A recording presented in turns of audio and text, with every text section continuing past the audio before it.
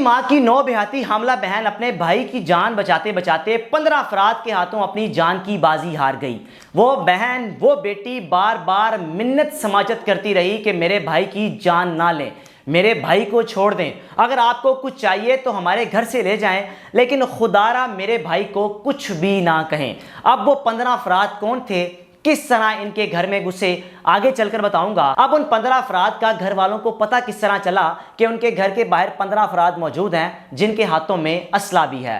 محلے میں کسی نے ان کے گھر کال کی کہ آپ کے گھر کے باہر 15 سے 17 افراد کون ہیں، کیوں آپ کے گھر کے باہر موجود ہیں۔ اب بیٹی جو کہ اپنے ماں باپ کے گھر میں آئی ہوئی تھی، چند ماہ میں اس نے ماں بننا تھا، اپنے ماں باپ کے گھر اس لیے موجود تھی کہ اس کے چچا کے ہاں 2 بچوں کی شادیاں تھیں، ان شادیوں کو اٹینڈ کرنے کے لیے، ان خوشیوں کو منانے کے لیے وہ اس گھر میں موجود تھی۔ لیکن اس کو اس بات کا علم نہیں تھا کہ وہ جس گھر میں خوشیاں منانے آئی ہے، یا چند ماہ بعد اس کے گھر میں خوشیاں آنے والی ہیں، وہ خوشیاں آج سب ختم ہو جائیں گی، اس کی جان چلی جائے گی۔ اب اس گھر میں آنے سے پہلے اپنے خاوند سے کہا بھی کہ اگر مجھ سے کبھی کوئی غلطی ہو گئی ہو تو مجھے معاف کر دینا۔ خاوند نے ناراضگی کا اظہار کیا کہ آپ یہ کیسی بات کر رہی ہیں، آپ ایک اچھی خاتون ہیں، آپ حافظ قرآن ہیں، ہم آپ سے کبھی کچھ غلطی ہوئی نہیں، آپ کیوں ایسی بات کر رہی ہیں۔ وہ آگے سے کہنے لگی زندگی موت کا کچھ پتہ نہیں ہوتا، یعنی کہ یہ بات یہاں ثابت ہوتی ہے کہ جو شخص جانے والا ہوتا ہے دنیا سے، اس کو اس بات کا علم ہوتا ہے جس وجہ سے وہ لوگوں سے معافی کا طلبگار ہوتا ہے۔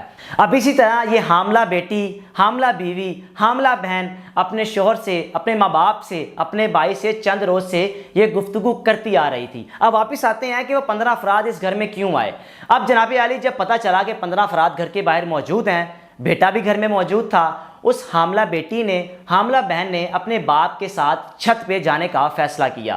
اب جتنی دیر میں وہ چھت پہ گئے، چھت پہ جانے سے پہلے اپنے بھائی کو کہا کہ آپ نے باہر نہیں آنا، ہمیں پتہ ہے وہ 15 افراد آپ کو ملنے آئے ہیں یا آپ کو ٹارگٹ کرنے آئے ہیں یا آپ کی جان لینے آئے ہیں، آپ نے باہر نہیں آنا۔ بھائی کو کمرے میں بند کر دیا کہ بھائی کس طریقے سے باہر نہ آ سکے۔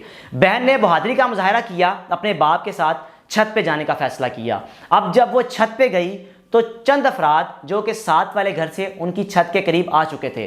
باپ نے پوچھا کہ آپ کون لوگ ہیں، آپ لوگ تو یہاں پہ رہتے بھی نہیں ہیں۔ اب اتنی دیر میں بحث و مباحثہ ہونا شروع ہو گیا۔ اب وہ تمام افراد گھر میں نیچے گھس آئے۔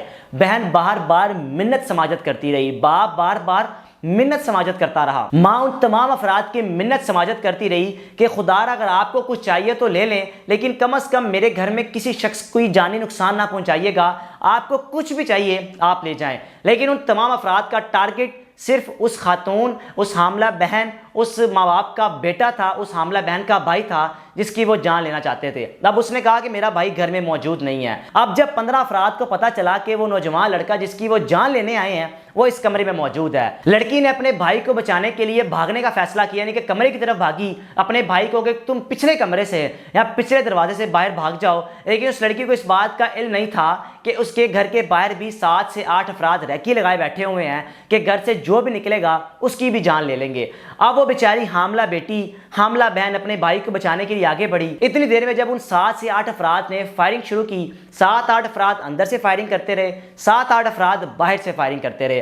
اب اس قدر فائرنگ کی کہ وہ حاملہ بیٹی، حاملہ بہن کے سر پہ گولی لگی، کسی قسم کی اس نے چیخو پکار نہیں کی، اس کی جان چلی گئی۔ اب ماں باپ کو یہی پتا ہے کہ شاید بیٹی ہماری چھپ گئی ہے یا بیٹی ہماری کہیں چھپی ہوئی ہے، اس کی جان بچی ہوئی ہے۔ اب اس نوجوان لڑکے کو دیکھتی انہوں نے فائرنگ شروع کی، اس کی ٹانگوں پہ گولیاں لگ چکی تھی، اس کے ہاتھوں پہ گولیاں لگ چکی تھی، اور ماں بار بار کہتے رہی کہ میرے بیٹے کو انہوں نے مار دیا ہے، میرے بیٹے کی انہوں نے جان لے لی ہے۔ یہ گفتگو، یہ الفاظ سننے کے بعد ان لوگوں کو تسلی ہو گئی کہ ہم لوگ جو ٹارگٹ اچیو کرنے آئے تھے وہ ہم نے ٹارگٹ اچیو کر لیا۔ اب وہ حاملہ بیٹی، حاملہ بہن موقع پہ تو جان چلی گئی، لیکن جب کمرے کی، گھر کی لائٹس آن کی تو سامنے اس حاملہ بیٹی، اس حاملہ بہن کی باڈی پڑی ہوئی تھی، اور اس قدر عجیب سی صورتحال تھی کہ ماں چیخو پکار کر کے روتی رہی کہ مجھے لگا شاید میری بیٹی چھپی ہوئی ہے۔ لیکن اس بات کا علم نہیں تھا کہ جس کمرے میں بھائی موجود تھا، اس بھائی کو بچانے کے لیے، اس بھائی کو بھگانے کے لیے وہ بیٹی اس کمرے کی طرف بڑھی، لیکن بدقسمتی سے کمرے کی طرف بڑھتے بڑھتے اس کی بھی جان چلی گئی۔ بھائی جو کہ اس وقت میو ہسپتال میں داخل ہے۔ اب میں آپ کو بتاتا ہوں کہ اس لڑکے کو، اس نوجوان کو 15 افراد ٹارگٹ کیوں کرنے آئے تھے۔